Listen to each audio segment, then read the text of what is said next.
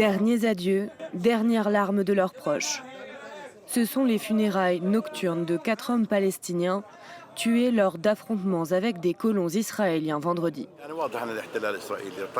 Il est clair que l'occupation israélienne a commis un crime, celui de tuer de sang-froid 4 martyrs dans le village de Tel. De plus, l'occupation a refusé que les funérailles aient lieu pendant la journée, comme un cortège funèbre normal.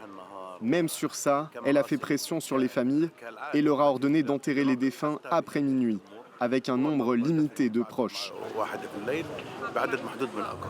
On m'a demandé d'aller à l'hôpital. Quand je suis arrivé, j'ai découvert que mon fils avait été tué, ainsi que 2 de mes neveux, et qu'un 4e neveu était mort aussi. Les deux parties s'accusent mutuellement d'avoir ouvert le feu en premier. D'après l'armée israélienne, les colons faisaient une randonnée. La zone leur est pourtant interdite.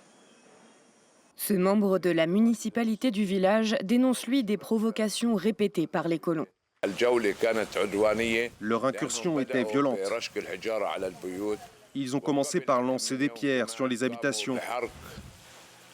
Et quelques jours plus tôt, ils avaient incendié une maison du village. Je crois qu'elle appartient à l'une des personnes tuées vendredi, qui était déjà là lors de la précédente attaque. Cela montre qu'ils ont l'habitude de mener des attaques depuis leur avant-poste, situé à l'ouest du village. D'après lui, le lieu de l'attaque est déjà transformé en un nouvel avant-poste et l'armée israélienne massivement déployée. Depuis octobre 2023, les attaques en Cisjordanie se sont multipliées.